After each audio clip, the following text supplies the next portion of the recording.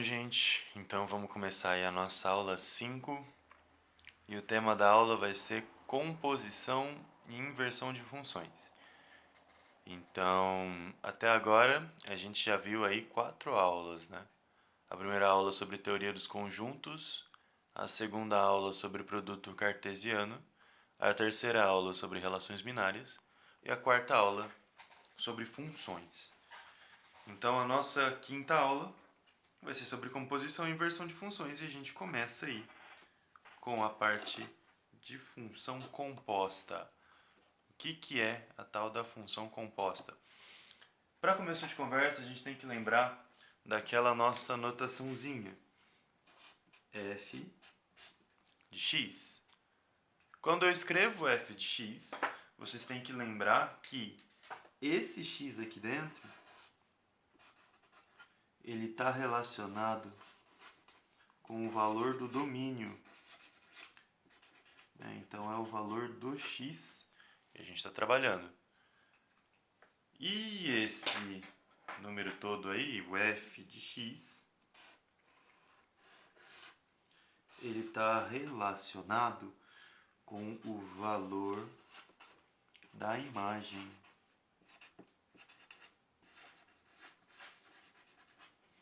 Então, vocês têm que lembrar o quê?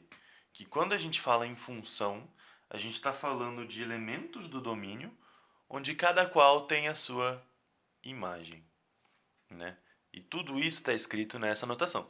Então, a gente representava esse f de x por y antes, né? Então, o nosso f de x ele vai ser igual ao y que nós trabalhávamos no começo. O que é isso, né? Um exemplo. Então, por exemplo, vamos ter aqui dois conjuntos. Um conjunto A, 1, 2, 3. Um conjunto B, 3, 5 e 7. E uma função f que liga o 1 com 3, o 2 com 5 e o 3 com o 5 também. Onde f, só lembrando, é uma função de A em B. Ou seja, A é o domínio e B é o contradomínio. Só lembrando, o contradomínio é o conjunto que está recebendo a flecha. Mas a gente tem dentro desse conjunto um subconjunto chamado imagem. A imagem é o conjunto dos elementos que de fato recebem flecha no domínio, né? Só lembrando disso daí. Então, vamos supor alguns casos. Se eu quiser calcular f de 1, o que eu estou dizendo com isso? Eu estou querendo o valor da imagem quando o x, o elemento do domínio, for 1. F de 1 é 1 manda a flecha para quem? 1 manda a flecha para 3. Então, f de 1 é igual a 3. Se eu quiser saber f de 2, o 2 é o elemento do domínio que eu estou trabalhando. O 2 ele manda a flecha para quem? Para o 5. E se eu quiser saber f de 3, também. O 3 manda a flecha para quem? Para o 5. Então é assim que a gente trabalha nessa notação. Aqui dentro é o valor do domínio que a gente está falando. E o f de 1, o f de x, é o valor da imagem. Tudo bem? Então, para explicar a função composta, a gente precisa, antes de mais nada,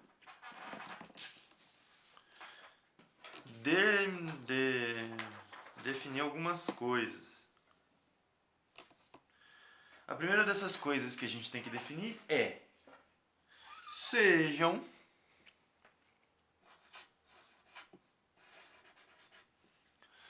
três conjuntos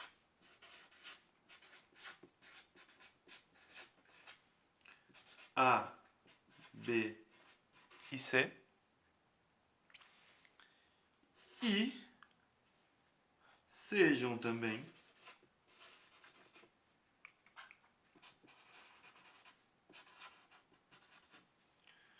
três funções f, g e h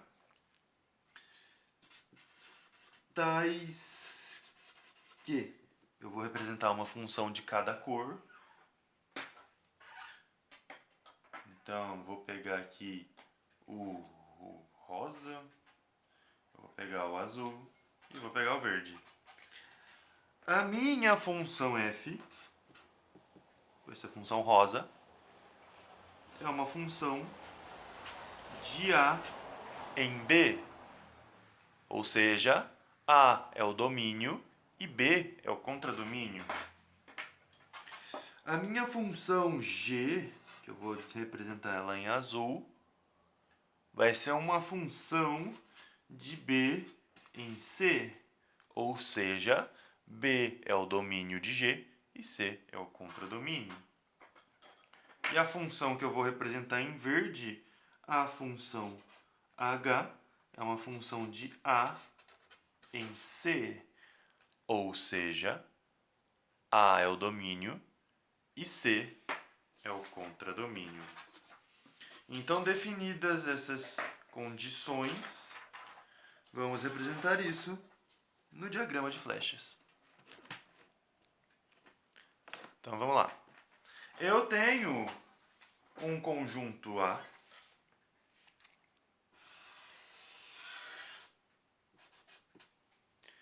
Eu tenho um conjunto B. E eu tenho um conjunto C. No meu conjunto A, eu vou ter um elemento, que vai ser o elemento X. E entre A e B, eu vou ter uma função f, que vai pegar esse elemento X e vai transformá-lo, vai pegar esse elemento do domínio X, vai transformá-lo num elemento da imagem. F de X. Aí, eu vou ter uma função azul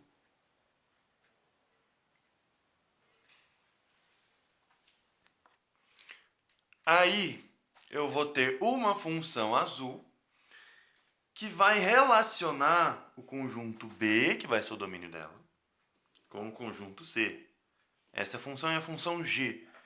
Ela vai pegar esse elemento f de x, vai transformar ele num elemento da imagem. Uai, o domínio é f de x. A imagem vai ser g do domínio. G de f de x. E por fim, eu vou ter uma função verde que vai relacionar o conjunto A com o conjunto C. Essa função vai ser a função H.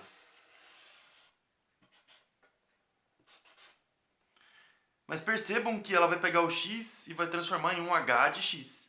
Esse h de x é o próprio g de f de x. Então aqui a gente consegue estabelecer uma relação. A relação é que h de x vai ser igual a g de f de x. E isso daí a gente chama de função composta.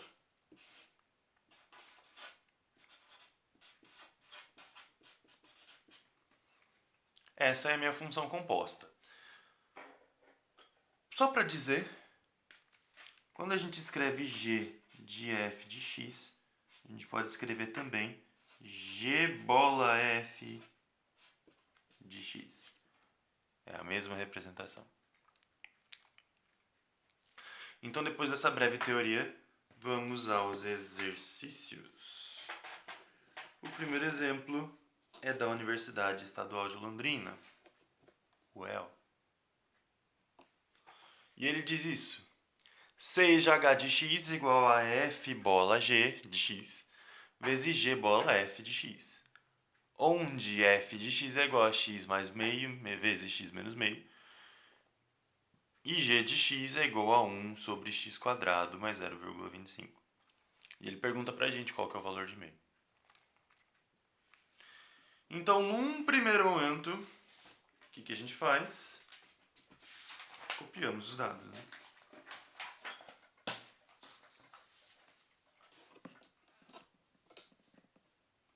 Vamos copiar aqui os dados.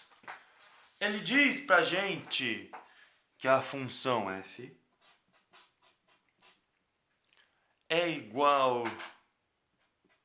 a x mais 0,5 vezes x menos 0,5. Para facilitar as nossas contas, eu vou colocar na forma fracionária esses decimais. X mais meio vezes x menos meio.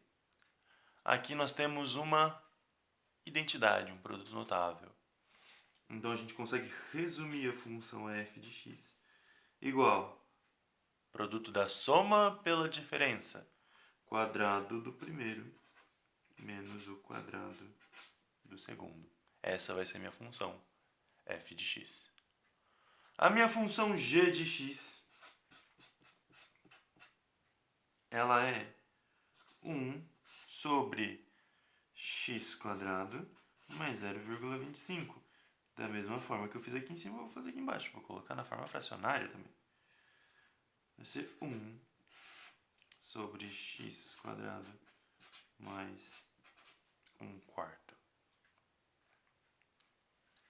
E aí nós começamos a calcular as nossas funções compostas.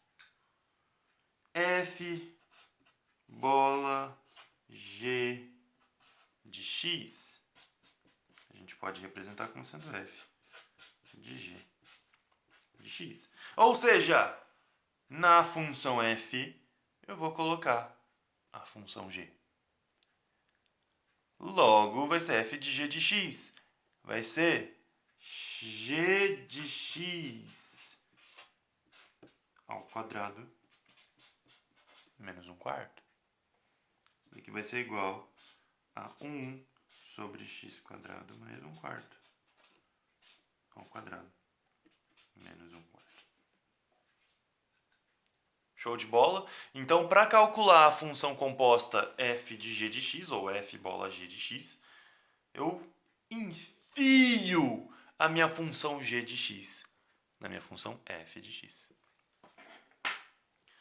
Da mesma forma, eu procedo com a minha função g bola f de x, ou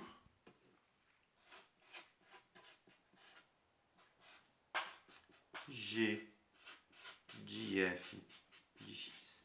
Dessa vez ao contrário, eu enfio a minha função f de x na minha função g de x. Então vai ficar 1 sobre f de x ao quadrado mais 1/4. Logo, eu colocando a minha função f de x ali, vai ficar 1 sobre x quadrado menos 1/4 ao quadrado mais 1/4. E nisso a gente consegue calcular a função h de x.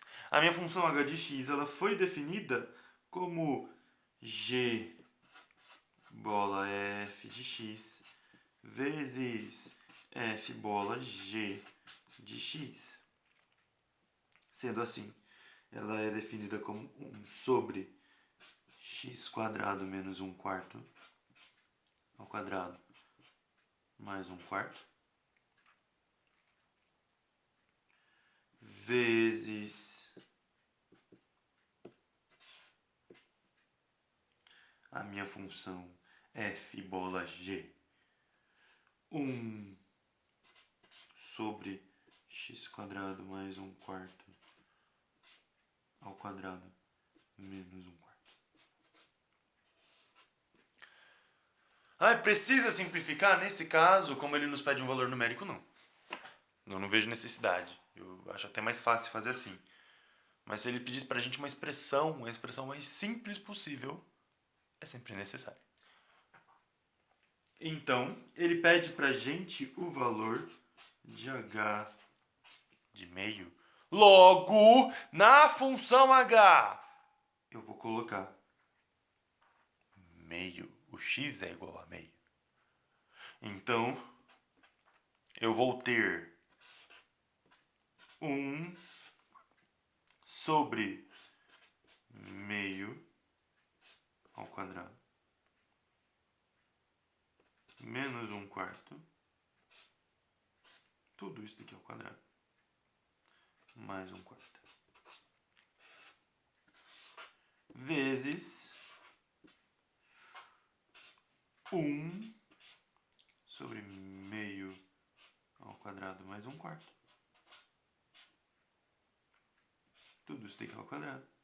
Menos 1/4. Feito isso, agora é conta. Contas e contas e contas. O meu h de meio, ele vai ser igual a 1 sobre meio ao quadrado 1/4, menos 1/4, 0. Então sobra aqui 1 sobre 1/4. Vezes 1 sobre 1/4 mais 1/4, 2/4, meio ao quadrado, menos 1/4.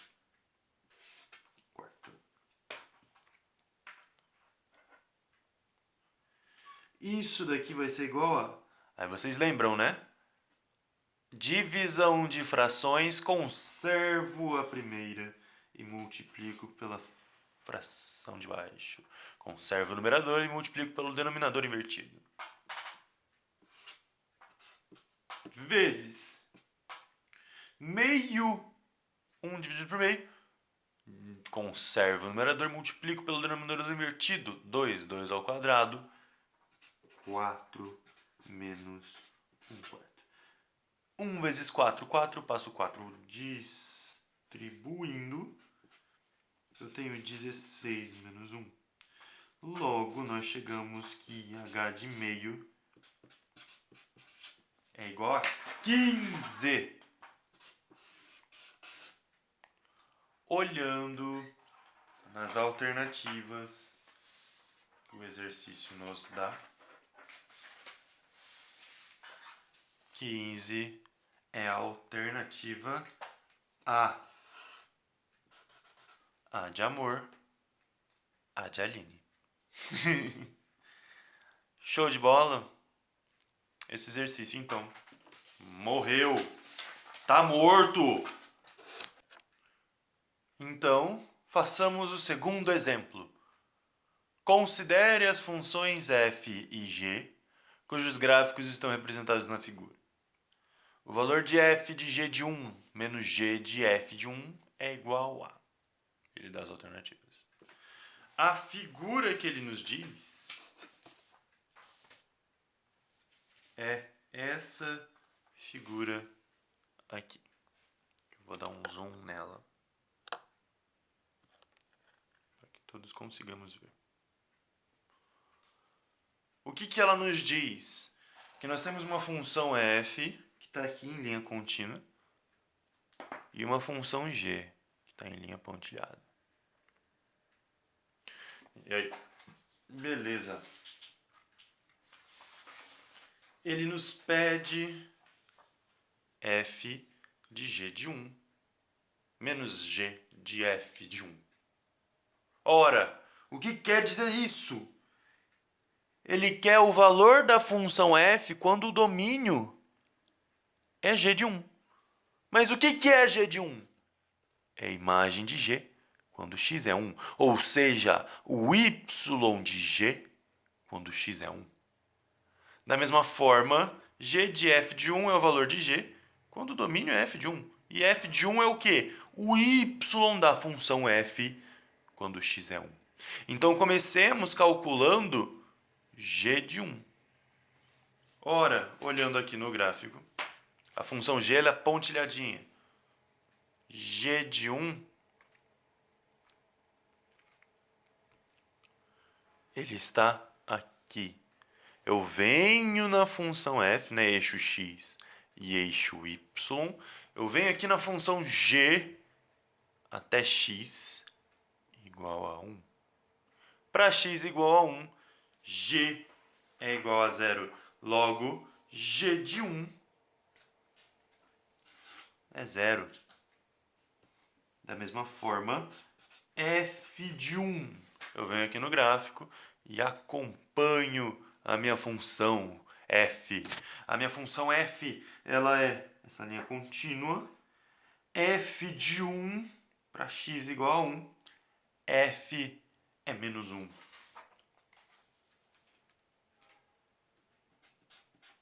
Então, nós reduzimos a nossa expressão a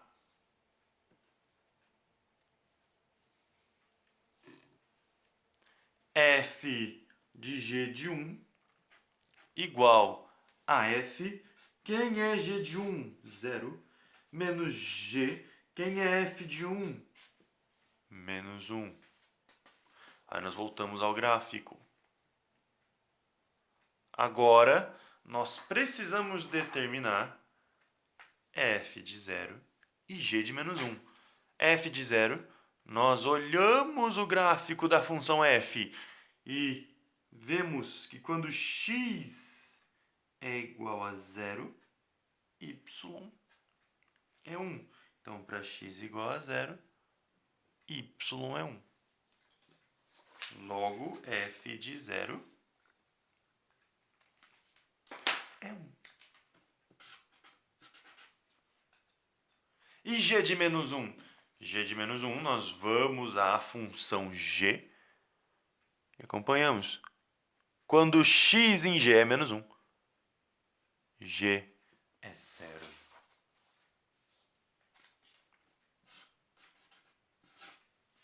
Logo, nos resta o quê? A seguinte expressão. 1 menos 0, que é igual a 1.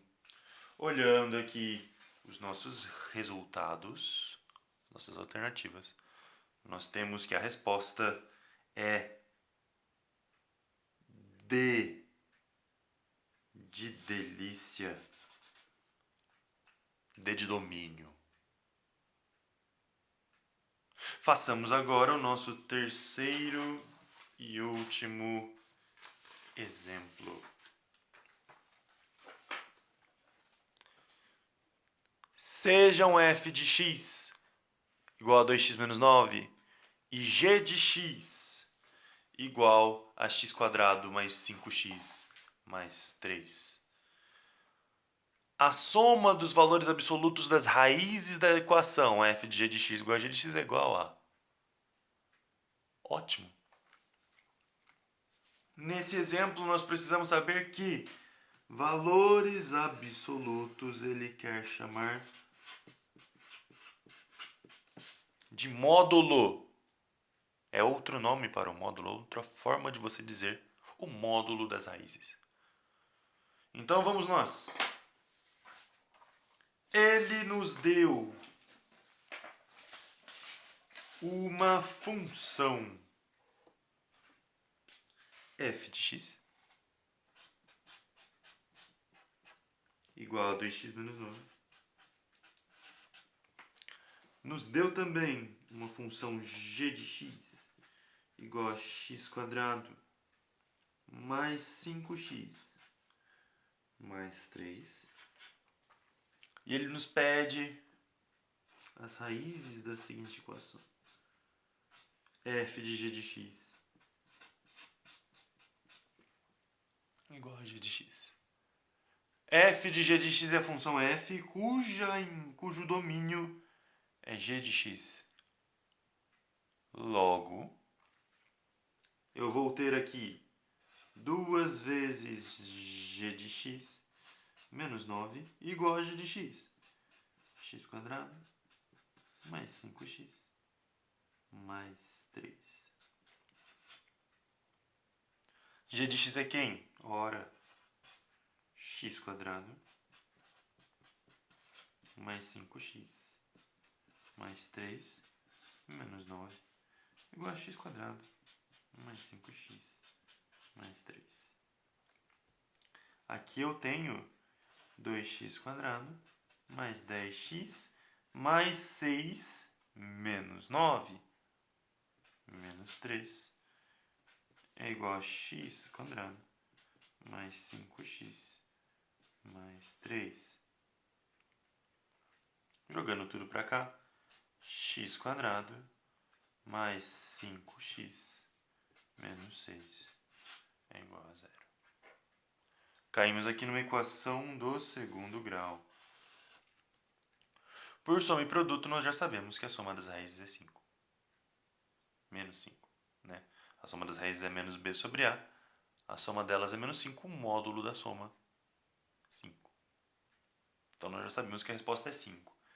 Mas resolvendo por Bhaskara, uma segunda via, um segundo jeito de resolver esse exercício, nós temos que delta é igual a b quadrado menos 4 vezes a vezes c. Quem é b na minha equação? 5. Quem é a? 1. E quem é c? Menos 6. Aqui nós temos um pequeno detalhe. Menos 4 e menos 6. Menos com menos dá mais. Então aqui nós temos 5 ao quadrado, 25 mais 24. Isso daqui é igual a 49. Nós temos que x, pela fórmula de Bhaskara, é menos b mais ou menos raiz de delta sobre 2a. b é 5. Mais ou menos raiz de delta, 49. Sobre 2a. 2 vezes 1.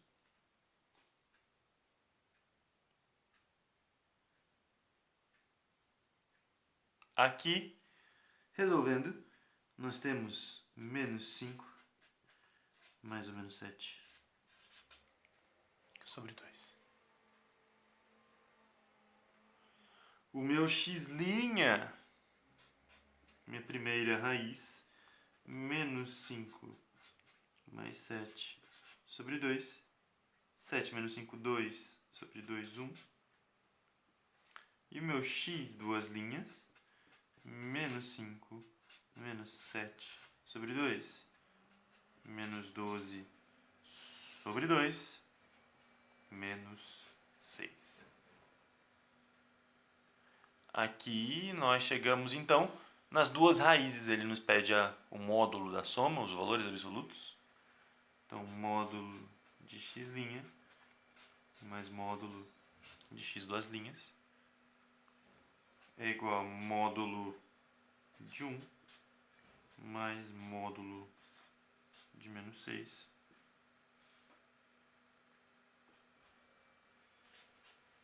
chegamos aqui em 7.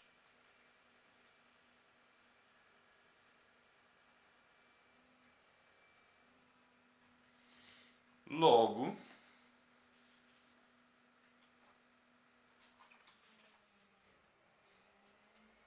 a nossa resposta é D de dado 7. Mas aí você me pergunta, mas Felipe, a equação é x² mais 5x menos 6. A soma das raízes é menos 5, né? Se vocês lembrarem lá das relações de soma e produto, soma é menos b sobre a. Então a soma é menos 5. E de fato, a soma das raízes é menos 5. 1 menos 6 menos 5. Só que no exercício ele pede a soma dos módulos. A soma dos módulos é diferente da soma das raízes. A soma dos módulos é 7. Bom, mas por que a gente usa tudo isso? Como que a gente pode aplicar a função composta? Vamos num exemplo um pouco prático. Um exemplo que nós podemos ver na natureza. Vocês lembram da famosa equação de Clapeyron? PV igual a nRT. Vamos supor que eu tenha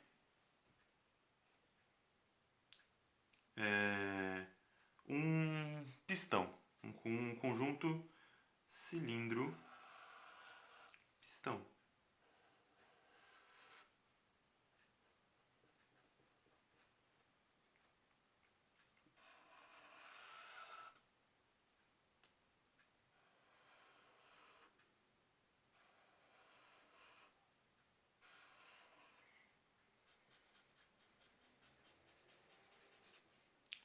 E que aqui dentro eu tenha um gás.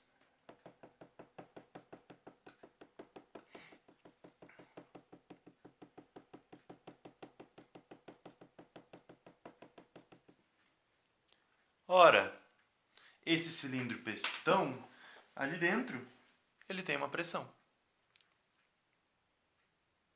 Vamos supor, né, que dentro nós temos uma pressão, uma temperatura e um número de mols. E aqui, né, nós conseguimos calcular o volume. O volume vai ser igual ao quê? A área da base desse cilindro pistão. Então vai ser a área vezes a altura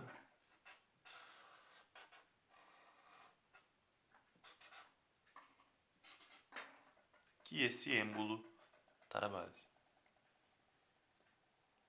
No caso, a área é circular, πr quadrado, assim, mas isso daí não importa pra gente. O que importa é que suponhamos que temperatura é uma constante. Nós estamos em uma transformação isotérmica. Então, eu quero calcular a pressão. Eu quero determinar minha pressão tendo a temperatura constante, em função do volume. Nós temos aqui, então, que em uma transformação isotérmica, nós temos que pressão é igual a N vezes R vezes T sobre volume. Ora, nós temos aqui, então, a pressão em função do volume, né? Nós podemos chamar dessa pressão, então, de um P de V. O volume varia, a pressão varia junto. Todo o resto é constante. O número de mols não varia, porque é um sistema fechado. Constante dos gases é a mesma para todos os gases e é uma transformação isotérmica. Ótimo! Mas nós temos que o volume varia em função da altura também. Ora, o pistão, o êmbolo desse pistão, vai estar mais acima, ora mais abaixo. Dependendo da pressão que eu tenha dentro do sistema. Ou seja, nós temos aqui um volume igual a área da base vezes a altura. A área da base é constante. Logo, nós temos aqui um volume em função da altura. Um V de H. Bom, nós temos aqui volume variando em função da altura e pressão variando em função do volume. Nós temos uma função composta. Nós temos uma função composta porque, substituindo isso daqui lá em cima, nós temos que P é igual a nRT sobre V de H. Isso daqui vira então P de V de H. Esse é um exemplo prático. Eu poderia muito bem colocar aqui o volume, aqui embaixo, e calcular pressão em função da altura. Poderia. Mas isso é a função composta. Uma função, no caso pressão em função do volume, que depende de outra função, que tem como domínio outra função. No caso, volume em função da altura. Então, uma coisa interessante de nós notarmos é que, voltando lá no nosso diagrama de flechas, nós temos o seguinte, que na função composta, nós sempre vamos ter duas funções, uma que vai de A até B, outra de B até C, independentemente de quais sejam esses conjuntos, o nome deles. Aqui é um exemplo. Nós teremos, então, uma função f de domínio A e contra domínio B, uma função g de domínio B e contra domínio C. Ora, percebam que o contradomínio de f e o domínio de g são os mesmos. Quando nós temos uma função assim, nós temos uma função mais geral h, denominada função composta. Agora nós vamos ver um segundo tópico, que é a função inversa. A função inversa a gente começa definindo como: sejam dois conjuntos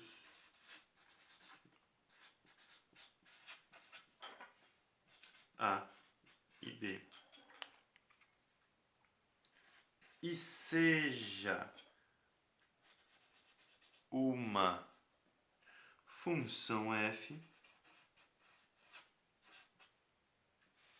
tal que essa função f eu vou representar em verde. F é uma função de A em B, ou seja, o domínio é A e o contradomínio é B. Então eu vou ter aqui um conjunto A, um conjunto B, e no A eu vou ter um elemento x. Nós sabemos que a função f ela pega o elemento x e transforma numa imagem f de x. Então a minha função é f de A em B, ela é definida dessa forma. Mas pensemos o seguinte: se ao invés de eu determinar a imagem de posse do domínio, eu quiser o contrário, quiser determinar o domínio tendo a minha imagem, tem uma função que faz isso? Tem.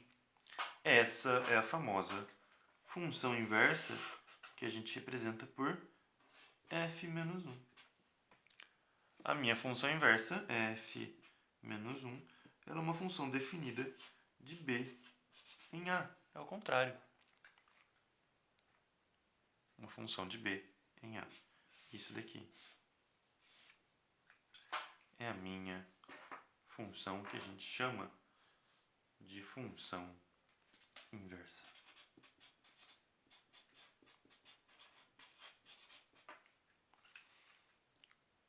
Vamos pensar num exemplo. Eu tenho uma função f igual a 1 sobre x² mais 1. E eu quero determinar f menos 1. Uai, f é uma função de domínio x e imagem f de x. F menos 1 vai ser o contrário. Vai ser uma função de domínio f de x e de imagem x. E de imagem x. Então, o que acontece? Eu troco de lugar as coisas. O f de x vira x. E o x vira f menos 1 de x. Aí agora a gente faz conta, né?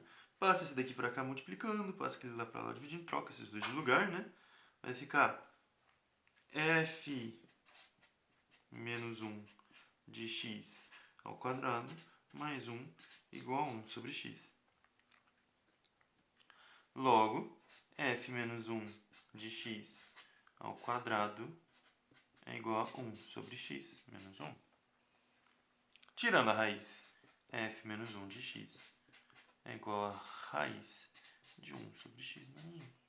Essa daqui é a nossa função inversa. Mais um exemplo.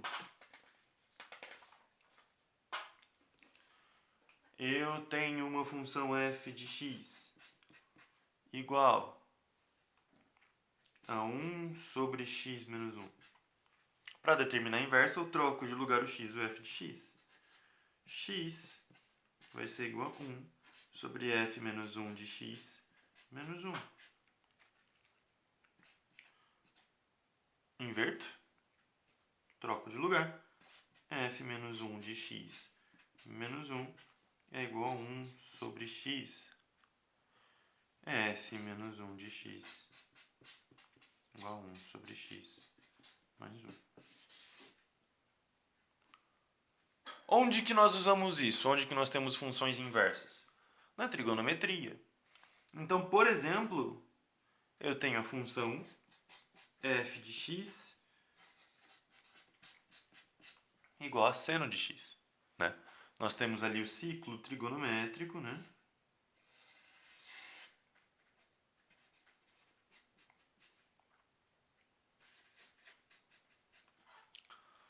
E para cada valor de arco,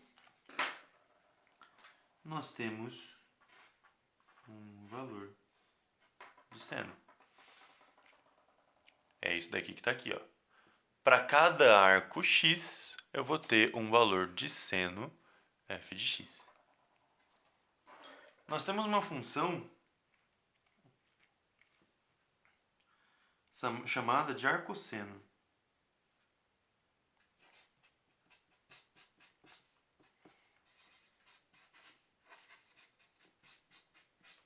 O arcosseno de x é a função inversa.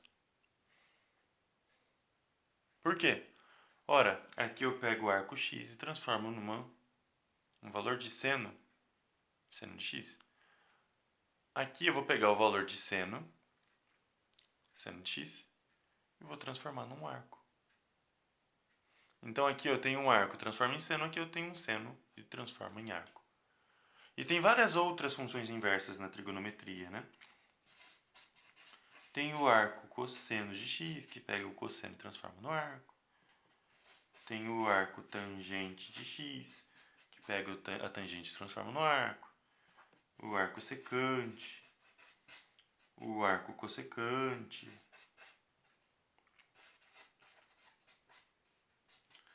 O arco cotangente. Um arco para cada função trigonométrica, pegando o valor da função trigonométrica e transformando no arco. Bom, gente, era isso que eu queria passar para vocês nesse vídeo. Estudem essa parte, é uma parte bem interessante, uma parte bem simples até da matéria. Façam exercícios e nós nos vemos na próxima videoaula, onde nós falaremos de função do primeiro grau. Um grande abraço e até mais.